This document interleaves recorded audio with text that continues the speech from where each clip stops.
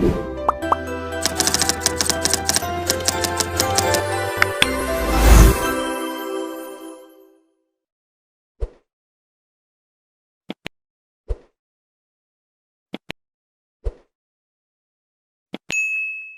Suara Tapian, saya beruntung berjumpa dengan Bapak Paul Sihombing, pemilik homestay dari tempat meditasi baru di kawasan Danau Toba, tepatnya di Samosir, di dekat Pangururan, Huta Siriau Partondungan. Partondungan. Amang Sihombing, terima kasih waktunya ini. Sama-sama. Amang, tolong cerita. Apa niat awal mendirikan homestay ini? Tidak biasa bagi kita, dan tempatnya ini unik begitu. Baik, sudah lama saya, kurang lebih 15 tahun lah saya bermeditasi, dan saya lakukan itu dengan tekun. Dan pasti setiap orang bermeditasi pasti ada buahnya, ada hasilnya. Yang pasti itu dia ingin mengembangkan itu kepada orang lain, dia ingin memberikan itu kepada orang lain karena dia sendiri sudah merasa manfaatnya. Nah, setelah saya pensiun kerja di Surabaya, adalah niat bagaimana saya mengembangkan itu. Saya dengar sampai si direktur utama. Tidak sampai, tapi sebagai general umum lah. Oh. Dorongan itulah mendirikan ini, ya. Dorongan itu mendirikan ini. Jadi, saya ingin hidup saya bermakna di sisa usia, ya, bermakna untuk orang lain. Karena saya tahu, seperti tadi pembicaraan kita, orang paham apa meditasi itu. Ya, mau merubah diri kita, merubah orang lain, ya memang meditasi itu, ya. Kita tidak cukup hanya membaca knowing, tapi apa yang kita knowing itu, tahu itu harus menjadi my being, menjadi milik saya, menjadi karakter saya. Dan proses dari knowing ke being itulah melalui meditasi. Itu sudah teori belajar yang sangat umum. Jadi orang tidak boleh hanya berhenti dalam teori, harus praktek ya. Betul. Jadi tadi knowing jadi being. Dan itulah yang harus dilakukan. Betul. Dan itulah yang terjadi. Banyak orang pintar di negara kita, banyak orang hebat, kan? Tapi yang dia pelajari itu hanya tinggal di otak. Ya. Ketika tinggal hanya di otak itu, maka pikiran kita, ego kita memanfaatkan itu untuk ego, ya. Tapi kalau apa yang di otak itu kita masukkan kepada diri kita, dalam kita, seperti tadi kita pelajari, dalam diri kita ini Tuhan tinggal, ya. Jadi kalau kita sudah menyadari kehadiran Tuhan dalam diri kita, maka apa yang kita punya, apa yang kita tahu, ya, itu akan kita share. Bekerja juga seolah-olah untuk Tuhan. Artinya akhirnya kita begitu. Memang tidak, kita harus melatih itu ya. Begitu, itulah. Dan setiap meditator yang konsisten akan mengalami seperti itu. Ya. Tapi kenapa Pak Sihombing banyak yang tendensius begitu? Kalau orang menyebut meditasi seakan-akan berbeda dengan umumnya. Iya. Akan beda kalau kita tinggal di Jawa. Kalau orang Jawa familiar, akrab dengan kata meditasi, ya. Sampai hari ini banyak orang biasa bermeditasi, ya. Tetapi di Tanah Batak, ada yang ada yang salah, ya. Dalam persepsinya orang Batak, seakan-akan meditasi itu untuk kesaktian lah, untuk hadatuan lah, untuk yang mistik lah. Ya. Memang awalnya dulu demikian, ya. Dulu awalnya. Tapi itu zaman dulu, ya. Karena zaman dulu orang perlu sakti, ya, supaya bisa bertahan hidup, ya. Karena kerasnya kehidupan, orang membekali dirinya dengan kesaktian, dengan meditasi. Itu lengket di mindsetnya orang Batak, ya. Sehingga ya terjadilah seperti itu, dianggap itu urusan-urusan mistik itu, ya. Padahal sebenarnya tidak. Itu karena meditasi ini dimiliki oleh agama-agama besar, dimiliki oleh banyak suku bangsa di dunia ini, dan bahkan ilmu psikologi pun, ilmu pengetahuan pun ini mempelajari ini bagaimana orang menyembuhkan stres, depresi. Ya salah satu terapinya dengan psikologi. Jadi sebenarnya meditasi ini sangat universal ini ya. Anda kan berlatar belakang filsafat, belajar Teologi. filsafat, teologi juga, Dan psikologi. iya, psikologi juga ya, karena hubungannya juga nanti itu hubungannya dengan memimpin perusahaan ya, psikologi itu, karena Ya, ilmu itu menjadi tidak secara langsung keahlian itu saya berikan, tapi itu membekali diri saya menghadapi orang, karena saya di manajemennya, ya, saya di pabrik tapi bukan dalam produksinya, tapi mengatur mengembangkan sumber daya manusia yang ada di persis perusahaan ya. sama itu.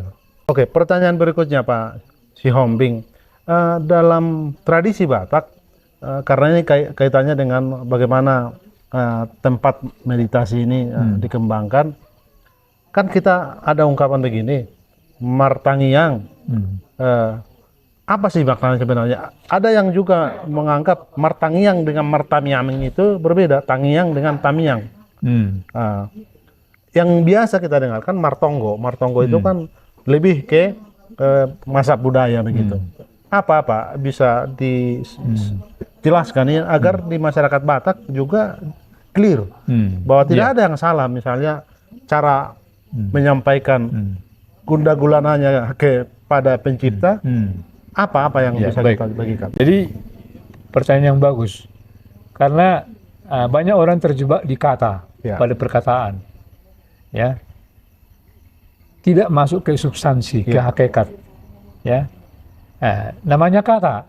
Kata itu bisa seperti saya lah. Orang mau menyebut nama saya Paul, oke. Orang menyebut saya Junian, oke. Orang menyebut saya Amani Bernadette, oke aja. Tergantung yang cocok dengan yang bersangkutan. Tapi substansinya saya tetap sama. Jadi itulah kata-kata itu hanya label. Misalnya orang langsung a priori kalau disebut Oppu Mulajaina Bolong. Gitu ya. Itulah. Kesannya langsung, wah ini Spilibegu atau ini bukan Kristen. Wah, itu kata. Padahal Oppu Mulajaina itu adalah yang mulia,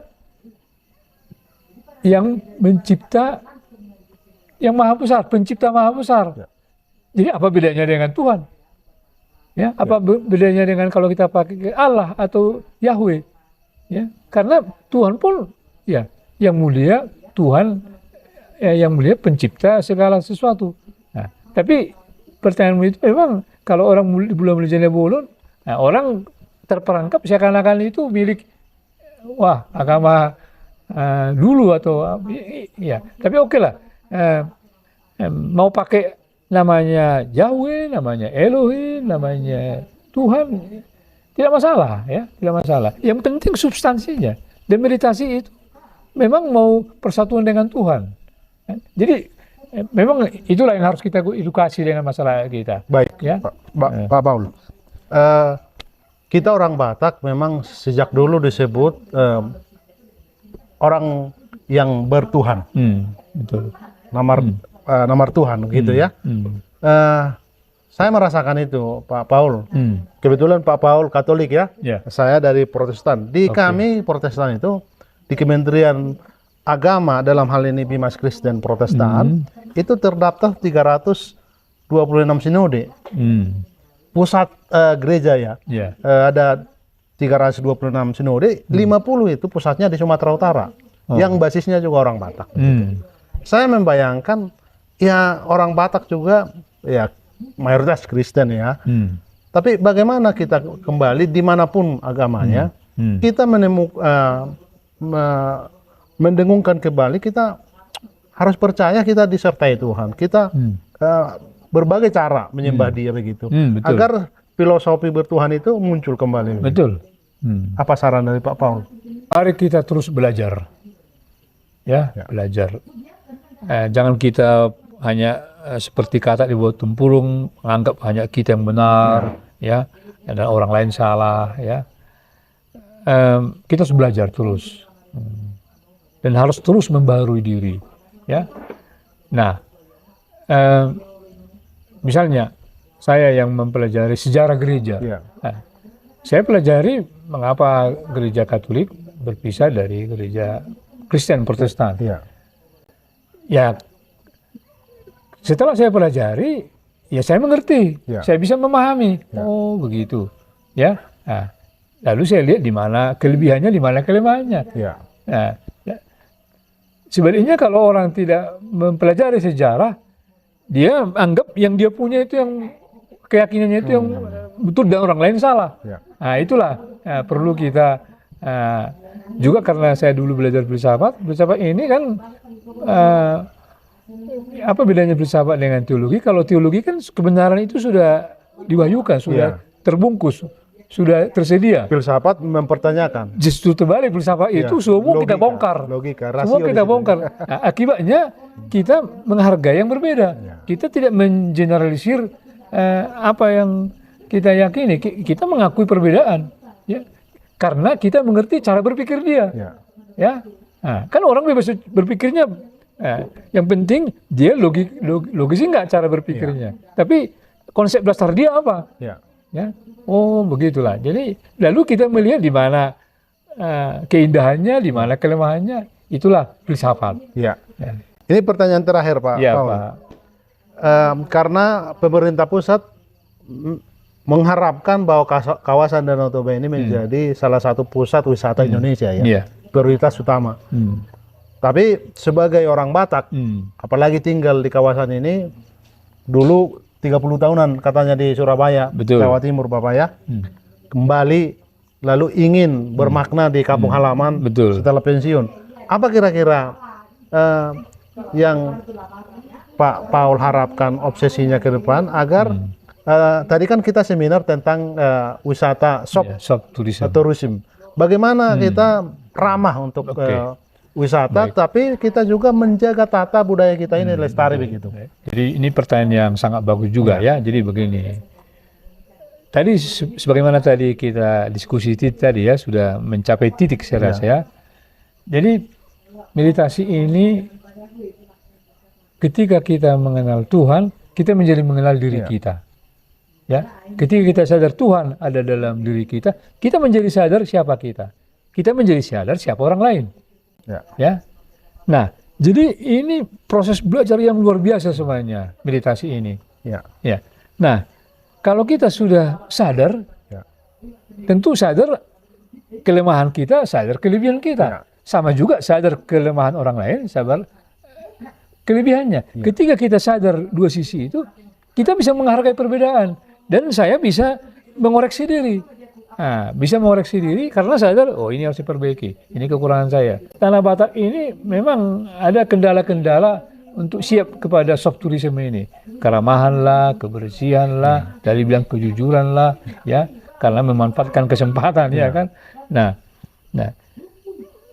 itu kenapa? Ya karena dia tidak mengenal dirinya, tidak dalam keimanannya, ya. Nah, tapi kalau kita sudah menyadari diri kita, menyadari Tuhan hadir, kita sadar bahwa itu salah, ya.